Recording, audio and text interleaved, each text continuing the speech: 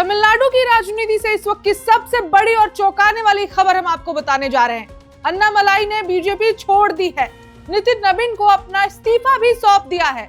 दिल्ली से लेकर तमिलनाडु तक सियासी भूचाल मच गया है। तमिलनाडु की राजनीति में भारी उथल-पुथल मची है। बीजेपी के सबसे चर्चित चेहरों में शामिल के अन्नामलाई ने पार्टी नेतृत्व को अपना इस्तीफा सौंप दिया है। दिल्ली में बीजेपी के राष्ट्रीय अध्यक्ष नितिन नबीन से मुलाकात के दौरान अन्नामलाई ने अपना इस्तीफा पत्र सौंप दिया। हालांकि अभी तक इस इस्तीफे पर अंतिम फैसला नहीं हुआ है, लेकिन इतना तय है कि इस घटनाक्रम ने तमिलनाडु से लेकर दिल्ली तक सियासी हलचल तेज कर दी है। पूर्व आईपीएस अधिकारी और तमिलनाडु बीजेपी के पूर्व प्रदेश अध्यक्ष अन्नामलाई लंबे समय से अपने अगले कदम को लेकर चर्चा में थे। पिछले कुछ हफ्तों से ये अटकलें लगातार लगाई जा रही थी कि अन्नामलाई पार्टी के भीतर अपनी भूमिका को लेकर संतुष्ट नहीं है और कोई बड़ा फैसला ले सकते हैं। अब उनका इस्तीफा उन अटकलों को और मजबूत कर रहा है।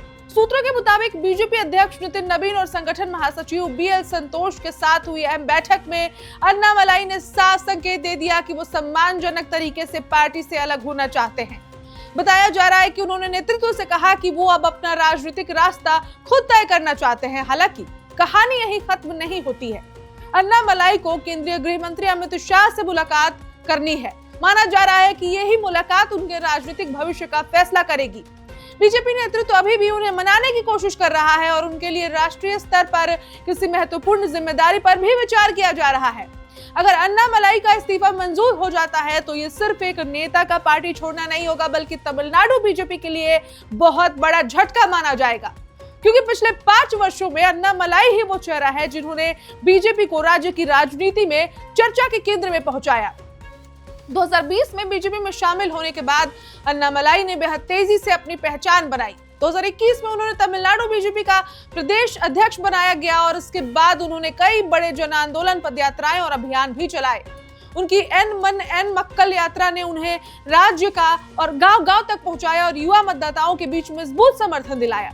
लेकिन समय के साथ पार्टी और सहयोगी दलों के साथ उनके रिश्तों में तनाव की खबरें भी सामने आने लगी। खासकर एआईएडीएमके के साथ संबंधों को लेकर कई बार विवाद हुआ। बाद में जब बीजेपी ने नयनार नागेंद्रन को प्रदेश अध्यक्ष बनाया, तब से अन्नामलाई अपेक्षाकृत कम सक्रिय दिखाई देने लगे। इसी बीच कोयम्बटूर में उनके समर्थकों द्वारा लगाए गए बड़े बड़े पोस्टरों ने कई अटकलों को जन्म दिया। पोस्टरों पर लिखा था, हमारे नेता आइए और हमारा नेतृत्व कीजिए।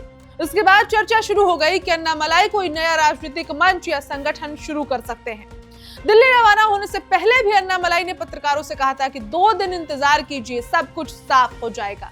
अब उनका इस्तीफा उसी बड़े राजनीतिक संकेत के तौर पर देखा जा रहा है। फिलहाल सबकी निगाहें अमित शाह और अन्नामलाई की मुलाकात पर टिकी है। क्या बीजेपी अपने सबसे लोकप्रिय दक्षिण भारतीय नेताओं में से एक को रोक पाएगी, या फिर तमिलनाडु की राजनीति में एक राजनीतिक अध्याय की शुरुआत होने जा रही है?